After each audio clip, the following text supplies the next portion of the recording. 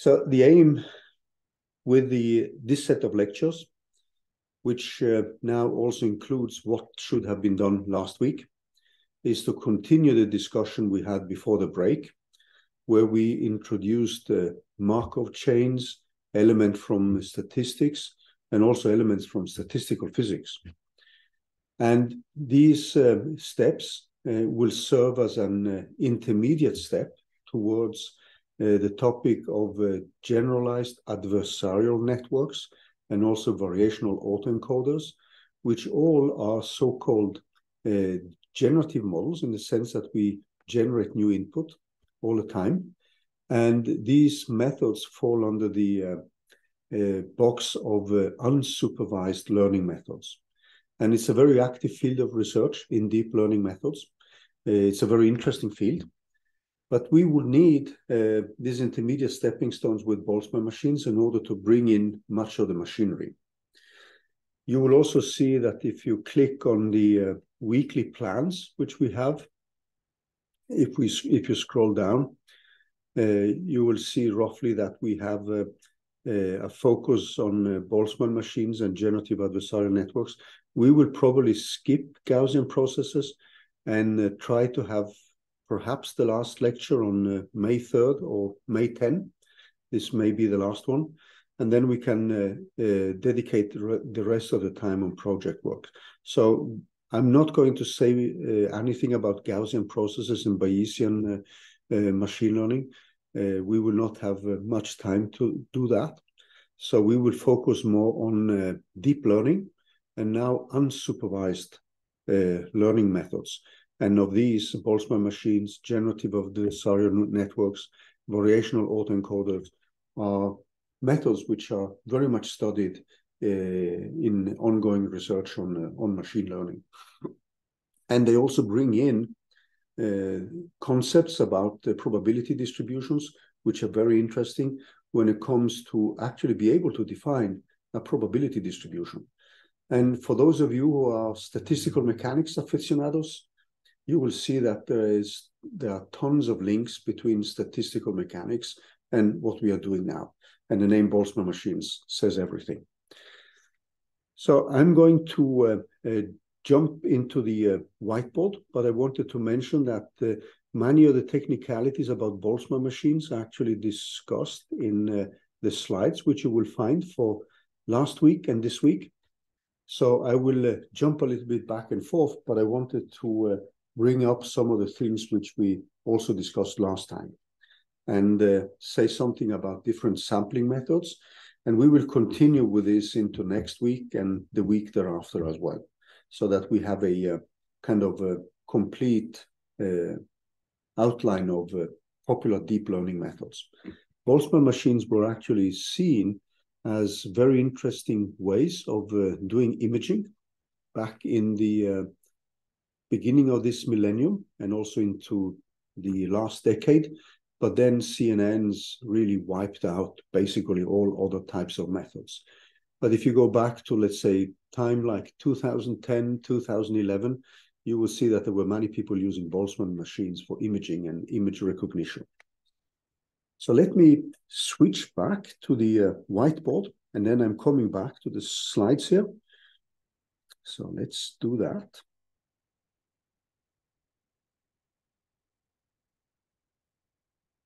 So I also know that many of you have taken the Computational Physics 1 course, and some of you may have studied statistical mechanics and statistical physics.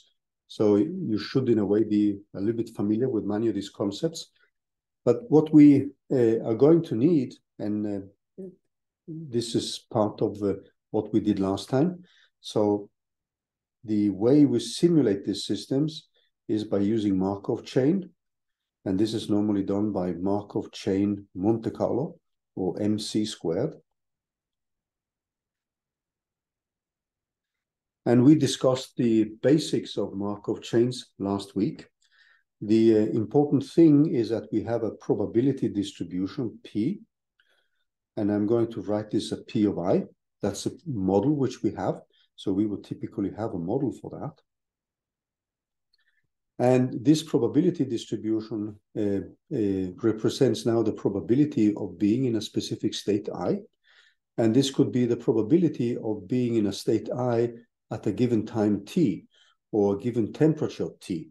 So we are just going to write it loosely like a p of t here. And if we use a Markov chain, this is something which can be rewritten in terms of a summation over all possible configurations the system can be in, or states, as we may call them. And then there is a transitional probability, so which we wrote like a probability j going over to I. And this is multiplied with the probability of being in a state j at a time t minus 1. So if you rewrite this as a matrix eigenvalue problem, when you have reached the most likely state, or what's normally called the steady state, or the equilibrium state, then what we have is that this equation becomes time independent, or in our case, temperature independent. This would then lead to P of I of t equal infinity. And that's equal, if we now rewrite this in terms of a matrix times a vector, we can actually rewrite that without the I here, but we would then just set up a vector which represents the probability of being in these different states. And that's given by this transition probability, which is a matrix, multiplied with the probability at t equal to 0, no, infinity. And we would typically just rewrite this in terms of a vector p, which is equal to a matrix times p. And this translates into an eigenvalue problem. So we would then have an eigenvalue which is equal to 1. So a Markov chain, when we have defined W as a stochastic matrix, so it's a stochastic matrix, it's a probability, and it represents the probabilities of jumping between different configurations. So we normally call this a stochastic matrix with the largest eigenvalue equal to 1. So this would have an eigenvalues lambda equal to 1, and that is larger than the next one, larger than the next one, etc., etc. If we now have organized the eigenvalues like this, and we have n minus 1 eigenvalues from, if we start from 0. So it converges to the state which has the largest eigenvalue, and that's the definition of the steady state. So the steady state is now a state where the system has reached the most likely distribution after a specific number of moves. And the Markov chain actually describes this process. And as we discussed last time, a Markov chain is intimately linked with the physical process of diffusion. So you can derive the diffusion equations from a Markov chain. Now, what we are typically going to do now is to define this probability P of I to be given by the Boltzmann distribution. And the Boltzmann distribution, as you know, is given by an inverse temperature. And then there is an energy E of I, and we're going to explain what that energy is, and divided by a normalization constant. And it's actually this normalization constant which causes a lot of problems for us. So a Boltzmann machine is now a deep learning method where this E of I, which is loosely called the energy, is going to be given by parameters of a neural network. So this E of I, the simplest possible case which we can have, is something like this. So this E is going to be a function of some parameters X and some parameters H. So these are going to be called the visible nodes. That's going to be the input. And this H are called the hidden nodes.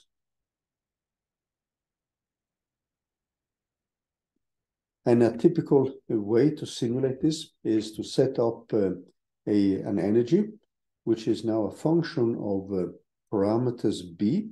So this B are going to play the role of a bias parameter. There's going to be a parameter C, which is so these are now written as vectors.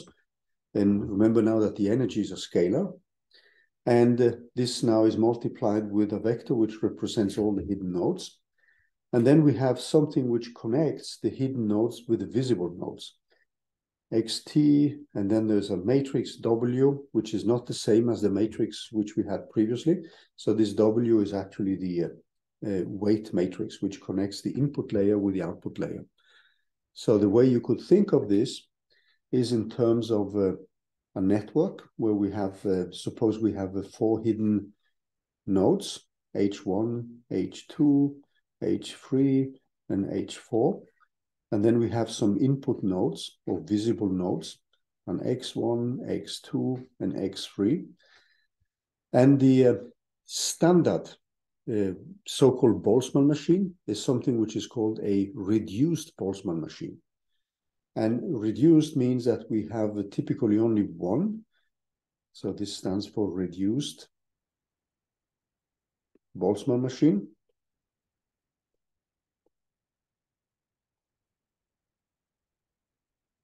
And let me just bring this down here. So a reduced Boltzmann machine is a machine where you don't have any connections between the nodes in a specific layer. And it's a shallow machine in the sense that it has only one hidden layer. You can stack these on top of each other. You can have more hidden layers. But what happens often then is that they become much more difficult to train. You can also have connections between the different, within the different layers. But then if you do that, it becomes also more complicated to train. As we discussed before the break, these are also so-called undirected graphical models in the sense that we don't have a sequence of probabilities which says a given X1, there's a probability of going to X2 and probability going to X3 in a kind of chain. So that means that you have a directed graph of probabilities. But now you can jump between X2 to X1, X2 to X3 without knowing the connection. If you jump from X2 to X1, you don't know exactly the connection to the other ones. So these different nodes would then now connect through the weights. And there is also a bias which is now set in order to avoid that the training actually stops, as we have with a standard neural network. And finally, we have the last one here. And these connections which you see here, they are then represented by this matrix W here. So this would be a W which connects 3 to 4. And these are the parameters which we want to train. So going back to this Boltzmann distribution, which you have here. So Z is normally what we call the partition function.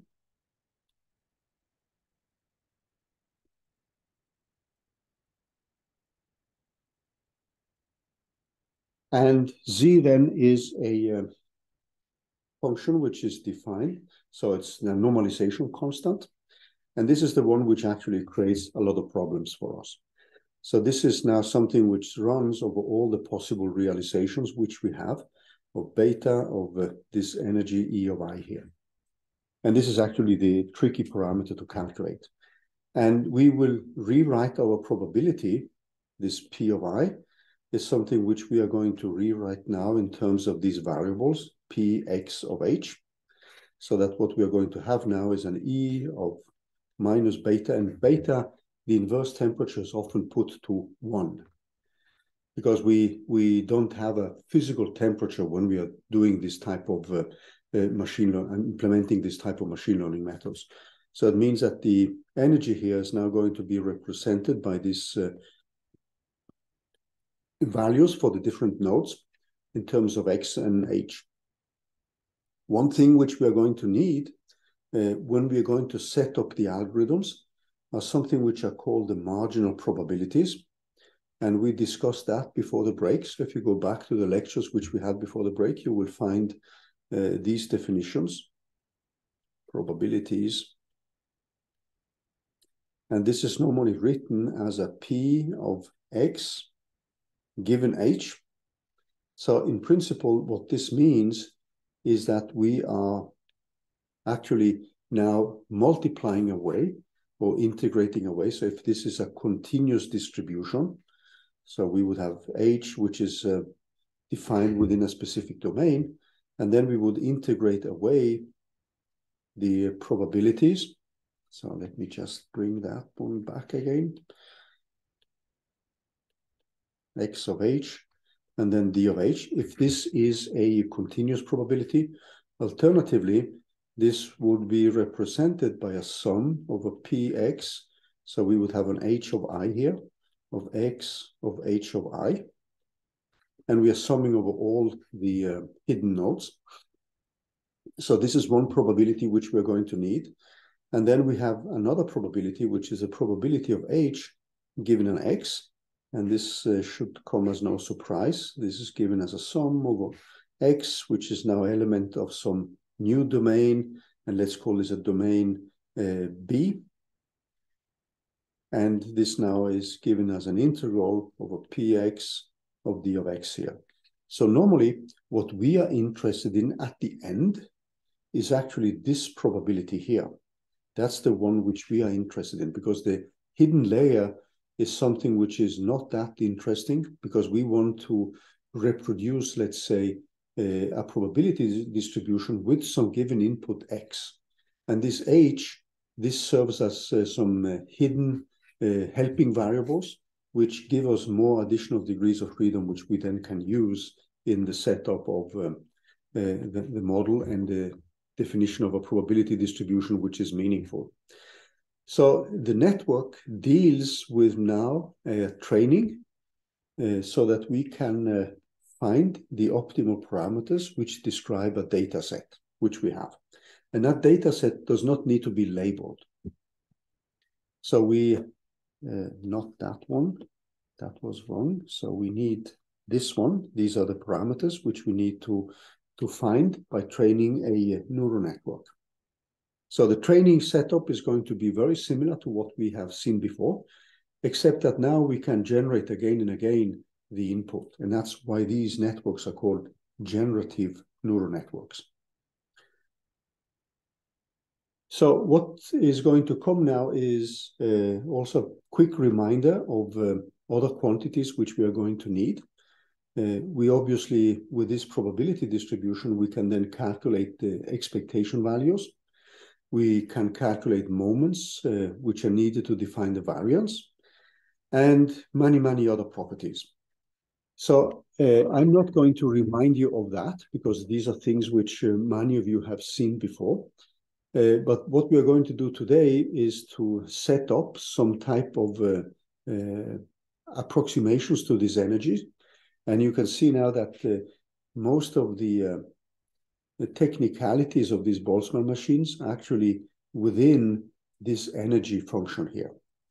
And you should think of this as a function which contains a set of parameters, which is now going to allow us to define a probability distribution.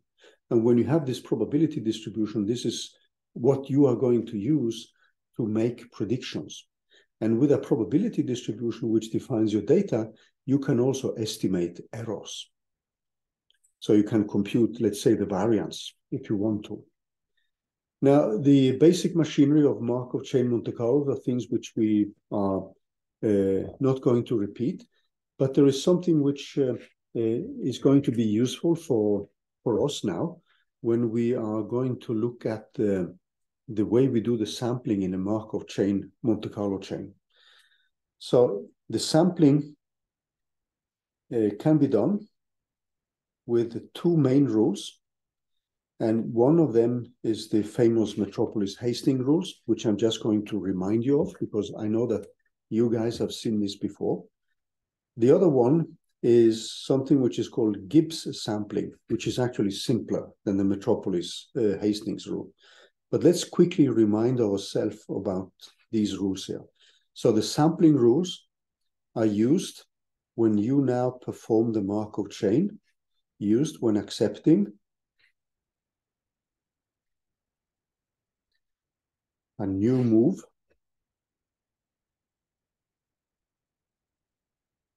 which is often called a new state, a move to a new state, or new configuration, config, when accepting new configuration. And the rule which you then use in order to accept whether you want this configuration or not, is for us physicists, it's very physics-based. So typically, if you think of this energy function, if you decrease the energy, the energy becomes more and more negative, that means that if you think in terms of that scale, that means that your probability becomes larger. So remember now that you have an e to the minus beta of e of I. So if you decrease e of I and that becomes lower and lower in absolute value on a negative energy scale, then clearly the energy here leads to a larger probability. So moving to lower energies gives a larger probability, which in a sense is expected. That's very physically motivated. And when you move to lower and lower energies, you're just moving basically to one state. When you then heat up the system, if you think of a statistical mechanics way, then heating up the system means also you changing this parameter beta. So heating up the system means making beta smaller. You go to higher energies, and that means that your probability will be reduced. These probability functions, they also have a very important property, and the property is that they're never zero, but they can be infinitesimally, they can be extremely small.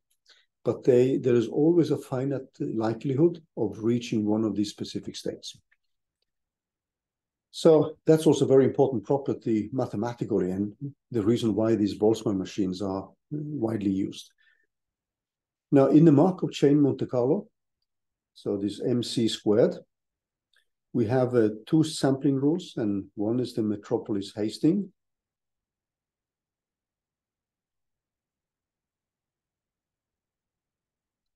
which is widely used and which I assume many of you have met already, either in statistical mechanics or when you took computational physics 1, or for those of you taking computational physics 2. I should also say that computational physics 2 has a strong overlap with the last project in computational physics 2, which is computational quantum mechanics, has a strong overlap with what we are teaching now. So for some of you, you will see this again in physics 411. And the other one is actually called Gibbs sampling. So let me quickly remind you of the Metropolis Hastings algorithm. So this quantity which we have here, this probability distribution of J goes over to I, which is normally written out in terms of matrix elements, Ij, and it has a normalization where we sum over the column elements, or alternatively, you could sum over the rows. And these are summed equal to 1. So that's the definition of a stochastic matrix, actually. And you can easily see that by numerical experimentation that the largest eigenvalue is equal to 1 in that specific case. Now, this quantity here is actually a quantity which we either cannot calculate, we don't know what it looks like.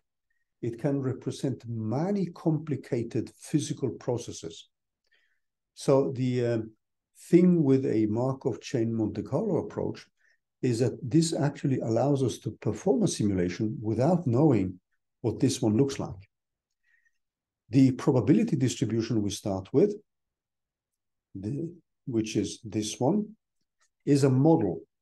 So this is where we bake in our insights about the system. Now, we do have that.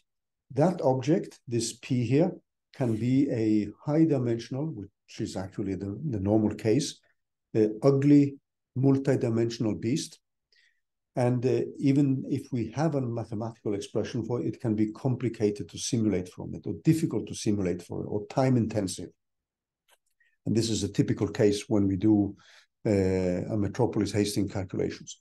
Now, the thing now is that since we don't have this function or this stochastic matrix, it's common to actually parameterize it in terms of a probability of making the transition. So I'm going to write this as a J goes over to I, multiplied with an acceptance probability.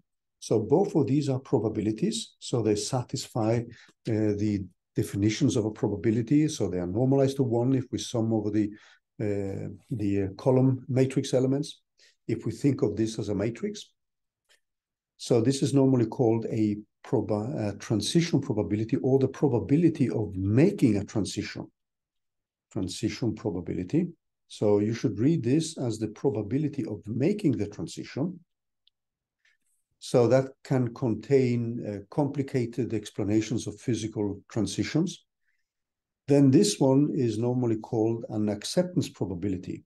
So there is a probability of making the transition, and you multiply that one with the final probability of accepting the move. So remember now that we don't have the expression for the stochastic matrix W, which means that we can make a model for it. And the acceptance ratio, which is normally defined then in terms of the probability. So we have the ratio between the probabilities, which we know because we have a model. So P of I divided with P of J. So we start in a state P of J, and we move to a state P of I. So we know that if we go to a region with higher probability, this should be larger than 1. If we stay in the same state, this should be equal to 1. If we move to a state with lower probability, this should be smaller than 1, but still larger than 0. Because we have assumed now that these P of I's, they, even if they can be infinitesimally small, they are never 0.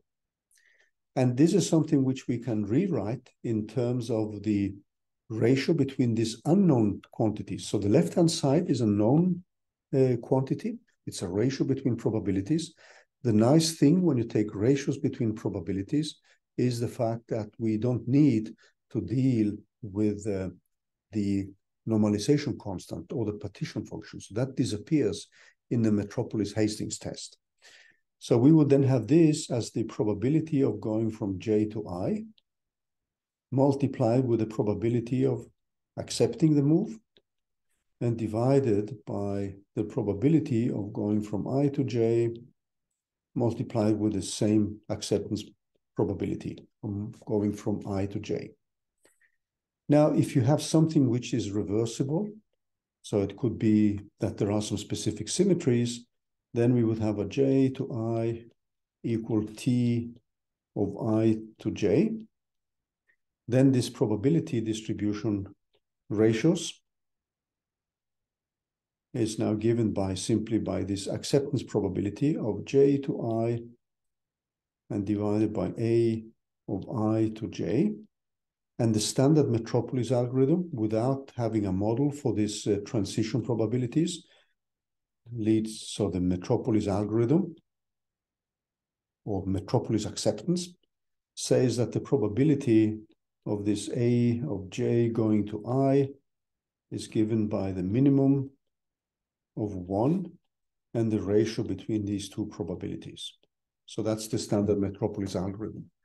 And this is a sampling rule which has been shown to obey what's called detail balance, which is an important property in Markov chains when equilibrium has been reached, and also the ergodic hypothesis. That means that if you allow the system to be sampled over long enough times, you should be able to traverse all possible paths in your space of configurations. So if you have 1,000 configurations, you can do the combinatorics and find all the ways you can reach this final endpoint. And if you were able to simulate long enough, there shouldn't be a bias which tells you that there is a favorite path. So that's the ergodic hypothesis, which is actually very difficult to prove mathematically, that the specific algorithm obeys that. But the Metropolis algorithm has been shown to obey that hypothesis. So this is simply based on a maximization of the ratios. So this relation here follows from the fact that if you move to a region with higher probability, then you accept the move immediately. So that means that the ratio between Pi, Pj is larger than 1, then you accept. So that's the maximum value is 1. And same if you stay at the same position.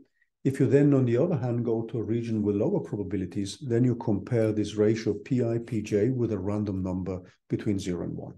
And this is the Metropolis algorithm. The Metropolis Hastings, on the other hand, contains this Metropolis Hastings that contains this model which you have for the transition probability. And that goes like a j to I. And again, this is the minimum of 1. But now the ratio changes to have a P of I multiplied with a T of I goes to j divided by P of j of T of j goes to I here. So these are the two most common sampling rules. In addition, there's a final one, which is often used in connection with these Boltzmann machines, and that's called Gibbs sampling. And after the break, I'm going to set up what this Gibbs sampling is about. But I think we should take a small break now. And then after the break, I'm going to set up the Gibbs sampling. And after that, I'm going to discuss some of the technicalities with Boltzmann machines, which we need to look at. And you will see then that this partition function comes up in all its ugliness, because this is a quantity which is actually difficult to calculate. And you can realize that immediately if you look at the expression for the partition function, which is just a normalization constant. Typically, you will have zillions of possibilities. So that means this sum is a monster sum. It runs over an infinity of states. So to compute this quantity is highly non-trivial. And basically everything we're going to discuss after the break deals with avoiding to calculate the partition function or to be able to estimate it properly. And after that, after we have discussed some of these technicalities, we are going to look at how we can calculate other technicalities which we will need are actually these marginal probabilities, because at the end, what we want is the probability of x, one specific value for the function we want to fit, or the data we want to fit, given all the hidden variables which we have, which serve as a kind of crutches in the sense that they are supporting us with hidden variables, which give us much more freedom in parameterizing data. Okay, I'm going to pause the recording here, and I hope I still have you with me on the overarching themes. And I know that many of you have seen these things before. So we reminded ourselves about the Metropolis algorithm before the break. And now I just wanted to say something about another way of doing the sampling, which is widely used in this type of deep learning methods. So to let you have the overarching picture, the way we are going to train these models, which are now given by these so-called energy function models with the Boltzmann distribution as a kind of distribution we use, is to use a Markov chain Monte Carlo approach. So that means that we are going to generate a set of events, and we do this a given number of times. And this set of events then define the inputs to these models, and then we are going to calculate the gradient of this probability distribution, and we want to optimize this gradient. So this is going to be the final stage. So the calculation of the gradient of this probability distribution is going to be the quantity which then defines the training procedure. So that means that our so-called cost function is now going to be given by the log of the partition function. And then we're going to take the derivatives of the log of that partition function. Or not the partition function, but the probability distribution. In order to perform these types of Monte Carlo Markov chain samplings, you can obviously opt to use the Metropolis Hastings algorithm, or just the plain Metropolis algorithm, or we can use what is called Gibbs sampling, which is a little bit simpler, but it belongs to the same type of methods here. And so we have these two basic methods for approving a suggested move in a Markov chain Monte Carlo process. So let's now look at Gibbs sampling. And suppose we want to obtain K samples. So we want what's called K samples of our data set. And this is the quantity which we are going to use in order to calculate different expectation values. At the end, we actually end up calculating expectation values. So we want K samples of a data set, which I'm going to call X. And this is going to contain a set of specific values, X1, X2.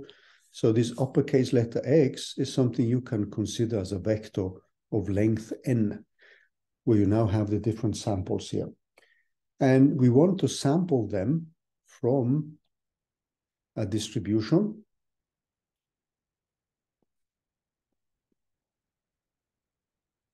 which we are simply going to label as a P of X1, X2 up to X of n. So just think of this Boltzmann distribution which we defined, where we calculate the marginal distribution, where we have integrated away all the hidden variables. So we actually want the probability of these x's. This is what we want to generate. We have a model distribution. This is our model.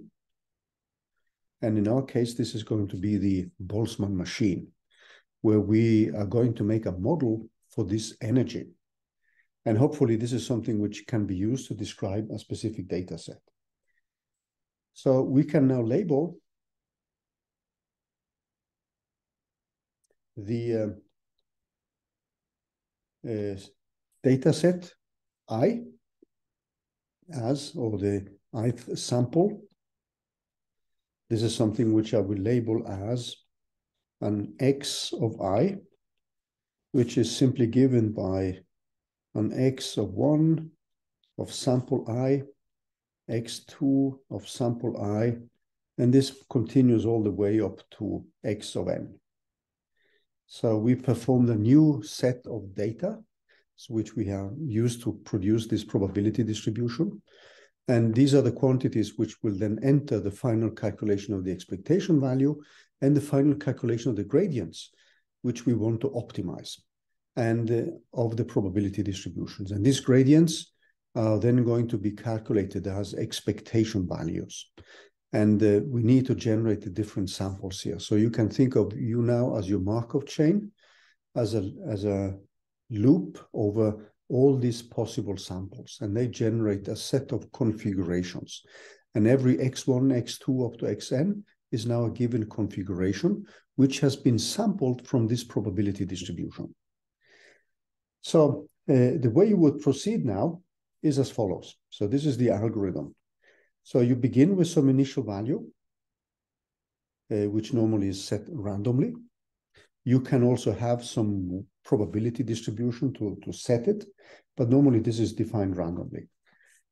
So begin with some initial set with k equals 0. So you will then have an x of 0, and this is chosen randomly. So you could have a Gaussian distribution, which defines your random points as a starting value. The next is that you want the next sample. So we want the next sample.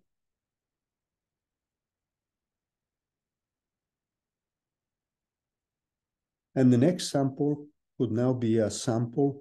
Suppose we have done the sample I. We want the sample X of I. And this sample here is obviously given by Xi, X1 of I plus 1, X2 of I plus 1, and all the way up to Xn of I plus 1. And these sample here, they are produced now in the following way. So when we now are going to calculate one of these, so this Xj of I plus 1 is updated using the following probability distribution. Is updated using the distribution which we have, which is our model.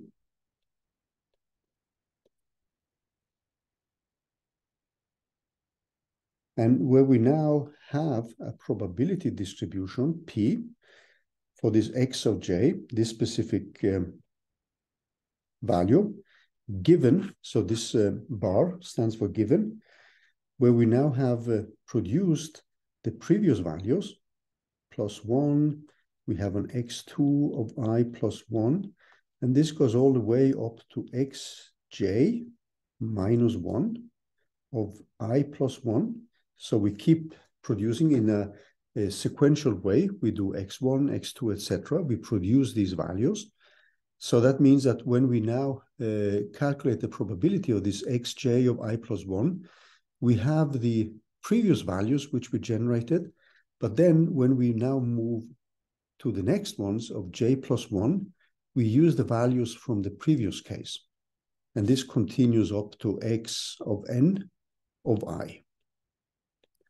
And this process is then continued till we have produced all the possible points at a given sample I +1.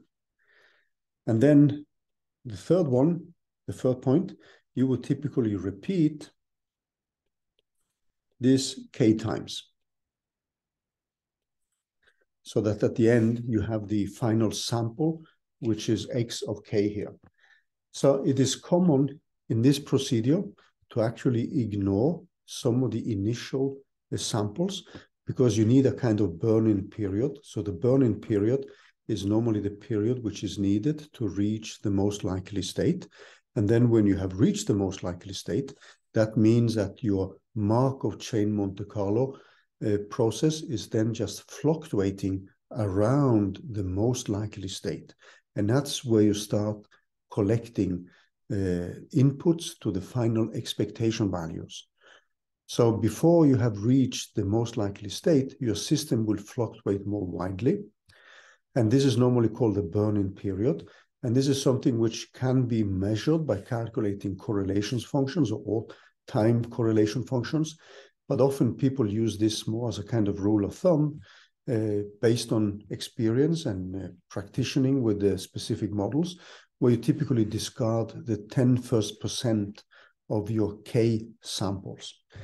So what you would typically do then is actually to go through this these steps from 1 to 3, and every time you when you want to sample the next points, you produce that one with a probability which is then given by the accumulated positions before, and then you use the results from the previous sample, because you haven't generated those points yet.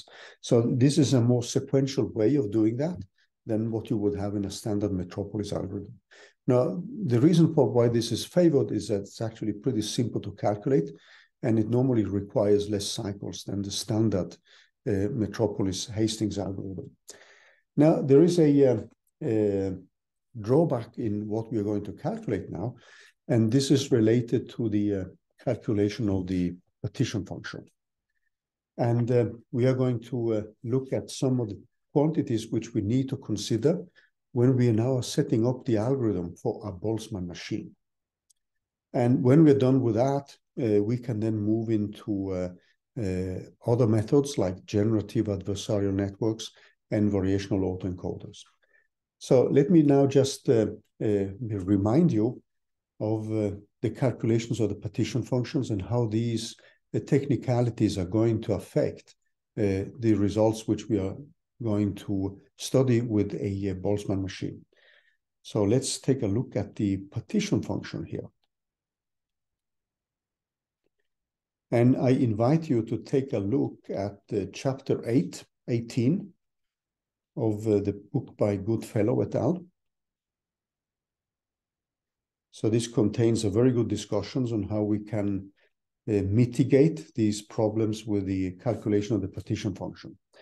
So what we have is a probability distribution, P of some X, and then we have the hidden layer of H here, and this is given by some e to the minus b of X of E, which depends on x and h, divided by this partition function here. Now, the function which we are interested in at the end is actually this p of x given h, which, if we think of a continuous distribution, is going to be given by p of x of h over d of h, that integral. And so what we are going to look at is actually a function px of h, where we have integrated away the variables h. Now, the problem is that this operation, which you see here, due to the partition function, is basically intractable for many of the interesting models. And as we will see a little bit later, several deep learning models are designed to have a tractable normalizing factor. So the root of all evil is actually hidden in this parameter z. And as we will see when we move into these Boltzmann machines, there are ways to alleviate the calculations of this quantity here. Now, there are other models, however, which actually directly confront the challenges of these intractable partition functions. And one of the ways of doing this is actually to look at the mathematical expression, because we are going to need the gradient of the partition function.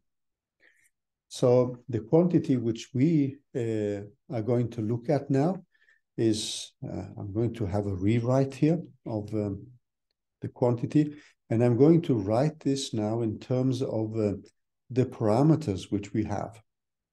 So theta is now going to be a collective container for the biases, for the biases of the hidden layer and the visible layer, and the weights, and alternatively all other parameters which we need to describe the system. So what this means is that we are going to have a function p of x. This is a probability distribution with these parameters, which is now given by some other probability, which I call p here. And this will be the energy function exponentiated in terms of the parameters which connect the hidden layers and the visible layer and the biases. So I'm simply going to write this as an x. So this is a more generic form. So instead of carrying with us the different parameters, we simply write it like that. And the partition function is now simply the integral. And now x does not need to be only the visible parameters, but it could also contain the hidden layers. So x here is now a generic variable. And we know that when we integrate, so instead of me taking care of both x and h, etc., I'm now just writing this in terms of, so this function p of x, so d of x, is normalized to 1, or it's given, defines the partition function here.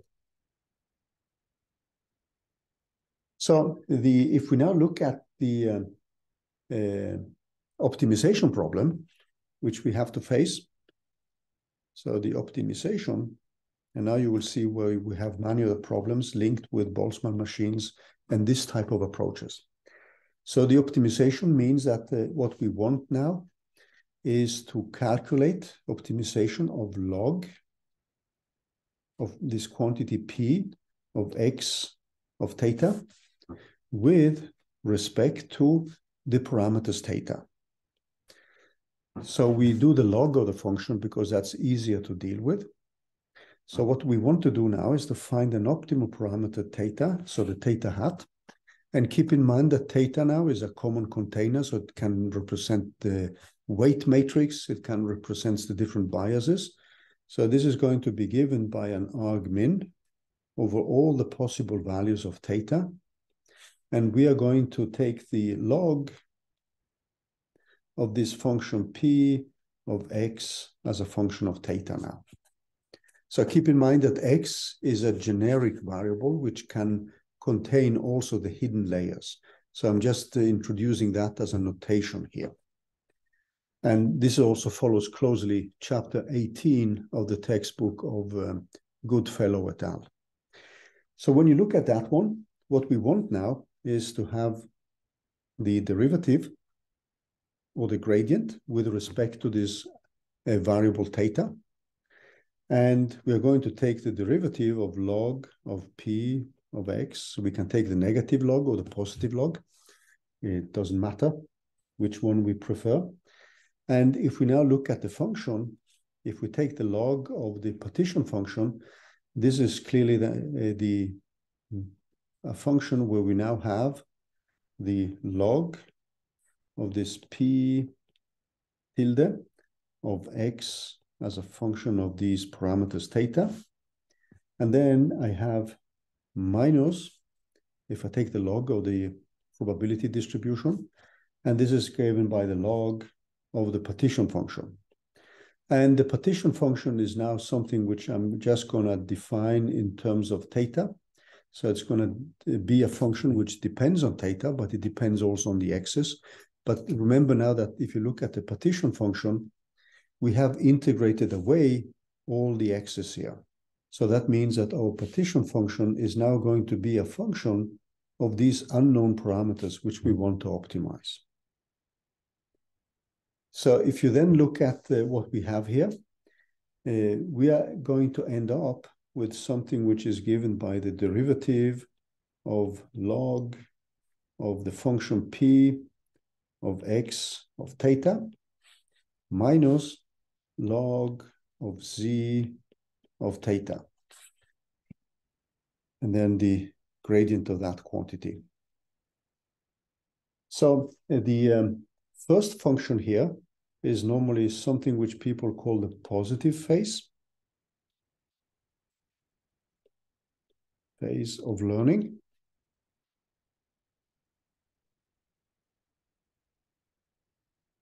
And this is called the negative phase. And that's simply because there's a minus sign in front of it. And you see quickly that the problem is basically hidden in the calculation of the derivative of the log of the partition function. So keep in mind also that here is where we have a model. So this is typically given by our minus beta of e, and normally we put beta equal to 1. And we are going to have x as a function of theta. So x, remember now that can be the visible input and the hidden layers. So this is known. This is where we have made a model. So that means that we, even if this is a multidimensional function, this is something which we can calculate.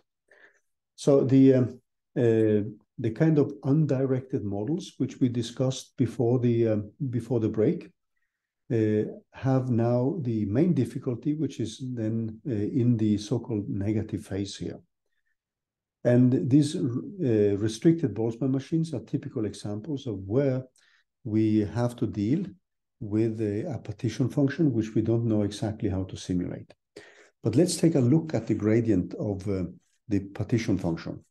So the quantity which is going to be difficult for us is actually this quantity which I highlight here. So the other quantity, on the other hand, this quantity here is actually something which we can calculate, even though it's a multidimensional animal. So if we go back now, if we take a look at the log of z, so what we have to calculate, and I'm going to make life a little bit easier, I'm going to skip many of these dependencies on theta and x and so on. If we look at that one, if we take the derivative, this is nothing but the derivative of z divided by z. So I'm just taking the log here. Now, the partition function is actually given in terms of the sum or an integral. So let's now assume that we have a discrete set of variables. So if we go back here, this partition function can also be given by the sum over all the variables x. And then we have this p tilde of x here. And I'm skipping this dependence on theta, because it's going to depend on, everything here depends on theta. So I'm just going to write this in a more simplified and compact way where I skip theta. So this p tilde depends on theta. And this is in turn given by divided by z. And we can obviously rewrite this as a sum over x, all the possible configurations which we have. And then we have the derivative of p of x and divided by z here. Now, if we now look carefully at this, what we end up with is now something which we can rewrite. And since the most of the models here, so this, and this is where we have an important, not that one, sorry for that. This should be given by a tilde here. So this function p of x is normally given in terms of an exponential. So this means that this p of x is actually larger than 0 for all x. And that's very important. And the type of models which we deal with is actually something which is given by a exponential. So what we can do now is simply to rewrite this p of x, which we have here, in terms of the exponential of the log. So we can rewrite this function theta in terms of a sum. Sorry. So I have this sum over x. And I can rewrite this as an exponential of the log of p of x. And this is divided by z. And this is again something which I can rewrite when I take the derivative as a sum over x. And then I have the exponential of log p of x multiplied with the derivative. So just a use of the chain rule with the exponential function of p of x here. And this is again divided by z. Now, the reason why I'm setting this up here is that what you're going to see now is something which is going to allow us to define this as an expectation value. So what I'm ending up with is a sum over x. And now I'm going to have this p of x multiplied with the derivative of the log of p tilde of x, which we know, and we have a model for that, and z. And the quantity which we have here, this quantity divided by that one, that is nothing but the probability distribution itself. So let's wring this out. So this is going to be given by p of x. So the original probability distribution. So what I end up with is the following result, where I have now the sum over x, and I have the probability distribution times the derivative of log of this quantity, which I can actually calculate. And this is nothing but the expectation value of delta theta of log of p tilde of x.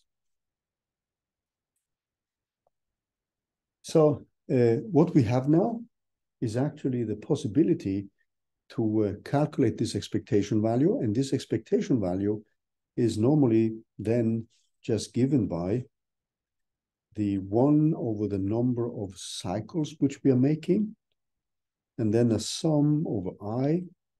And then we are going to calculate simply delta theta, the gradient with respect to theta, of log of p of some specific event x of I, or configuration x of I.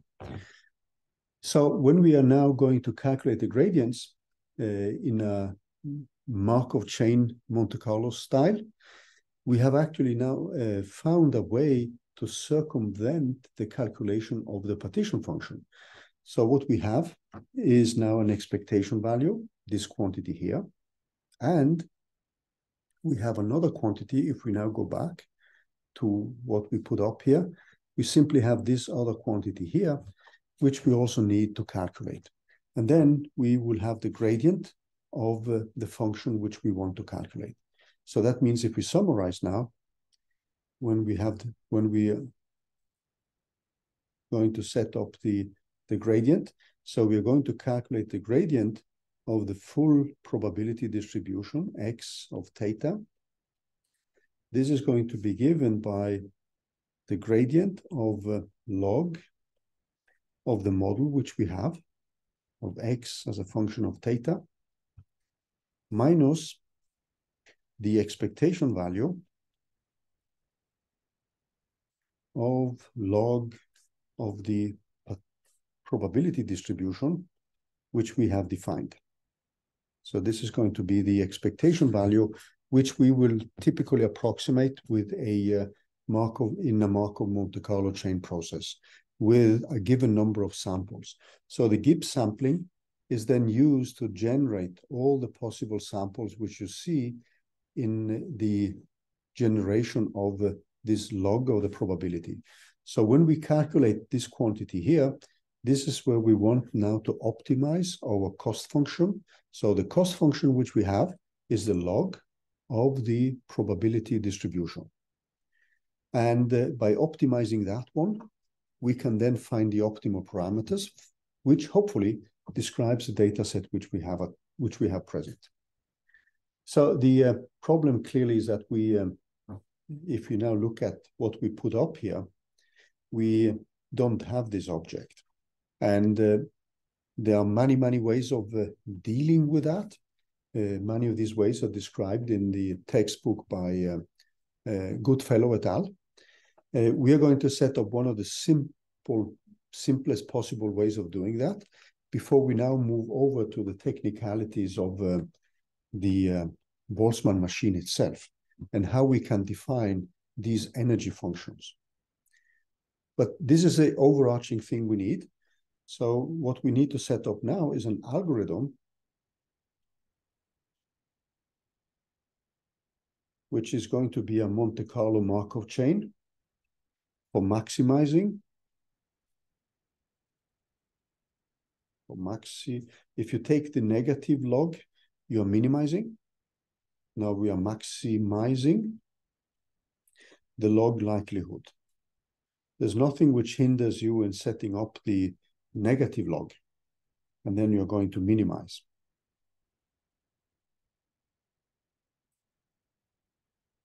So, and we are going to use gradient descent here. Or rather, since we are maximizing, it's not a gradient descent, but is actually a gradient ascent.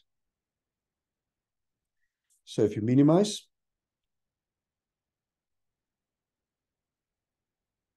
that leads to a gradient descent.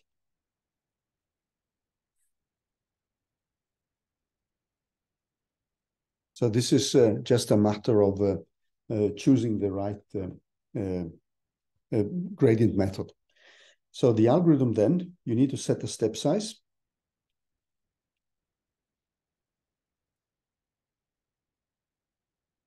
And we are calling this epsilon to a small number. So it could be something like 10 to the minus 3. You would have to play around with the step size.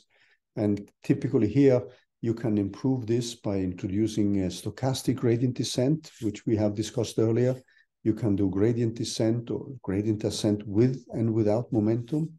You can have a iterative learning rate. So this parameter epsilon is normally called the learning rate.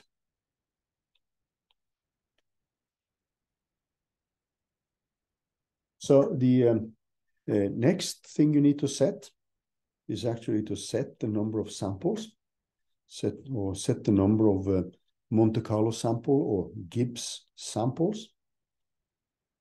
And this is normally called Gibbs steps. So for every step, you generate a new sample. And this should be high enough so that you can actually be sure that you have reached the most likely state, which means that you need to have a burn-in here. So you could typically set up 100 or something like that, or 1,000 steps, which are used then to hopefully reach the most likely stage. And now we can set up the machinery for a restricted Boltzmann machine. So what you would have then is while not converged. And converged in this case means that the gradient should be as small as possible. So if we are doing a minimization problem, we want the gradient, or maximization, we want the gradient to be 0. So while not converged means the gradient is 0 here. So then you would typically sample a mini batch. If you're doing this stochastically, sample a mini batch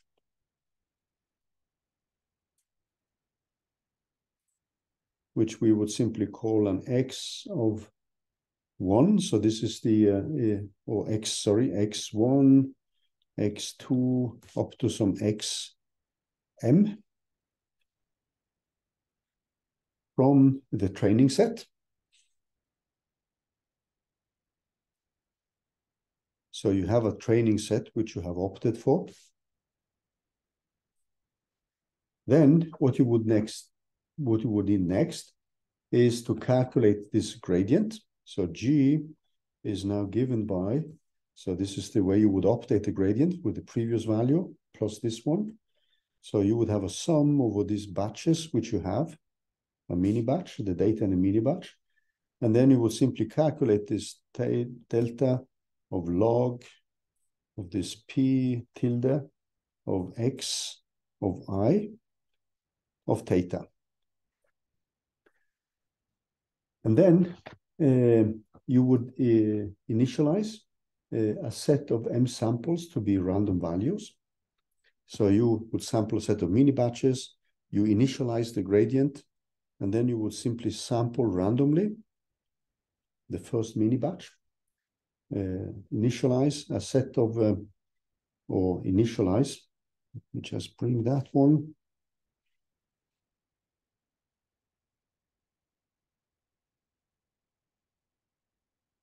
A set of m samples.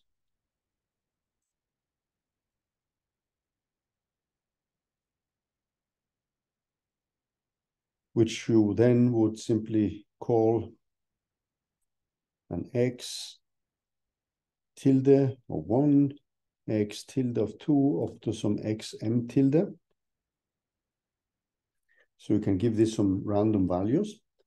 And then what you would do next is to have a loop for I equal 1 to this variable k. So you're setting up all the k data you want.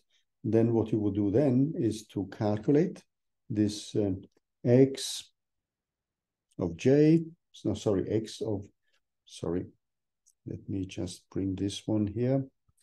And then you have for a j equal 1 to this number m. Then you would now generate this new data xj, which is then given by the Gibbs update.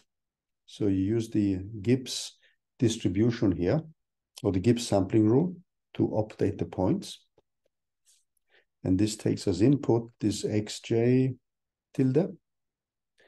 And then you have end this loop and end. So now you're generating the samples you want to use.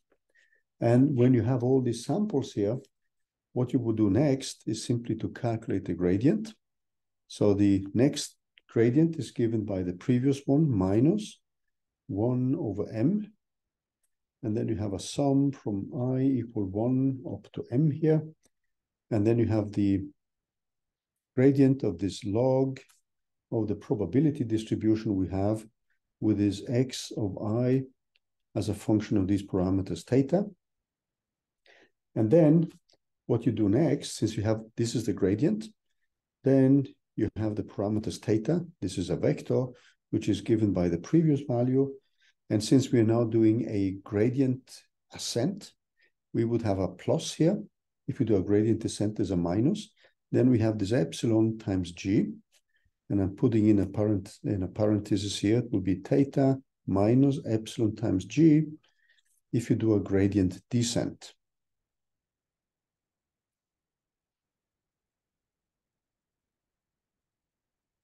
So this is actually the simplest possible algorithm which we can use then to set up the calculation of the gradients. Now you need to calculate these gradients with Gibbs sampling in order to optimize the parameters, the theta, which are then used in the definition of the partition function. So now what we're going to do now is look at technicalities of the calculation of the partition function itself, and how we can define this energy which enters the partition function. So keep in mind now that our cost function is now given by log or minus log of the probability distribution. And we are going to use this probability distribution to try to describe a specific data set. And every time now through the Gibbs sampling, we generate new data. This is why these models are called generative models. And through the gradient ascent or the gradient descent, we can then find a way to optimize the parameters of the model. And we will typically continue this process till the gradient vanishes, which means that we have reached either maximum or a minimum. Now, there are many, many ways of dealing with the calculation of the partition function. What I showed you here is one of the simplest one. If you go into the textbook by Goodfellow et al., you will see a discussion, a very detailed discussion of many, many other different possibilities. But what I wanted to do now is actually to jump into the actual setup of a deep belief network with a given probability distribution and look at the ingredients which are needed in order to perform the calculations.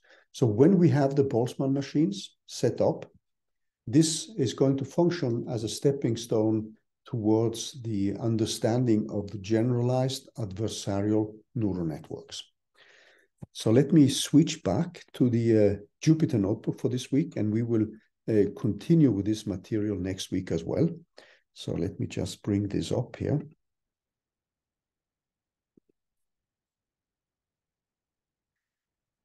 So what we have done now is to look at the basic ingredients. So the basic ingredients are Markov-Monte Carlo chain process. We have a sampling rule for accepting the new configurations. That could be the Metropolis algorithm, or it could be the Gibbs sampling. These are the most popular ways of doing that.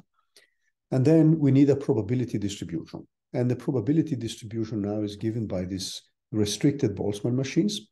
So compared to a standard deep neural network or discriminative ones, a discriminative one is normally used for supervised learning, so all the data are labeled. And they are mainly, as we have seen before, when we did standard neural networks, recurrent ones or convolutional ones, these are methods which fall under the general category of supervised learning methods. And they require labeled data. So that's one of the differences. And there are many tasks they cannot accomplish, like drawing new examples from an unknown probability distribution.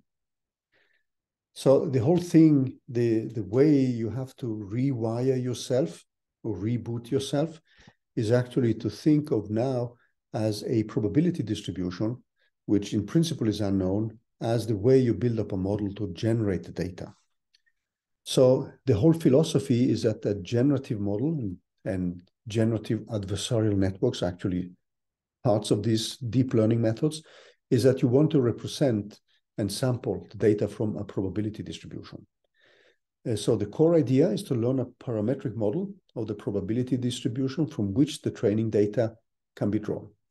So you can have a model for images, which could learn to draw new examples of cats and dogs, given a training data set of images of cats and dogs.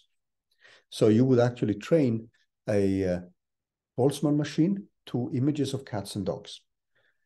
And what you're doing then is actually you train a parametric model in terms of a probability distribution. So you could actually use that one in studies of ordered and disordered phases. So you could actually generate a sample of an ordered, disordered Ising model phase. For those of you who are familiar with that, when we have been given samples of such phases. So for those of you who are actually dealing with classification of specific phases, these kind of generative models are actually very useful. So you can do that with convolutional neural networks, but these specific models are equally interesting for that kind of task. And then you would model the trial function for Monte Carlo calculations. You would use gradient descent learning procedures for minimizing or maximizing the cost function. You can have these energy-based models don't use backpropagation and automatic differentiation. So that is actually pretty easy. Instead, they actually use Markov chain Monte Carlo methods to perform the sampling over the data sets. So the DNNs, the standard ones which we have seen, have often many hidden layers, whereas a restricted Boltzmann machine has only one hidden layer. But you can stack them on top of each other if you want to do that. Obviously, the training becomes more complicated. So as we mentioned also before the break, this Boltzmann machine is normally what we call an undirected probabilistic graphical model with the stochastic continuous or discrete units. So the hidden variables and the visible variables, or the input variables as they often are called, they can actually be given by discrete variables, or they can be given by continuous variables.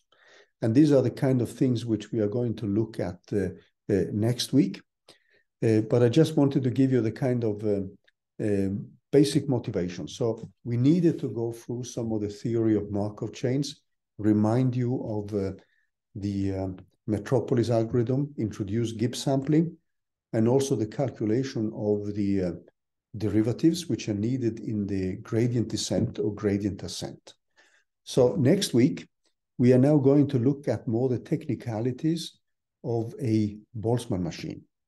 And as I said, these models have actually been used in a very successful way to generate samples of ordered and disordered phases. In case, and I know that some of you are actually interested in that. So if you have time to implement some of these generative models, like generative adversarial networks, using TensorFlow then, can actually be very interesting. So I'm going to stop the recording here.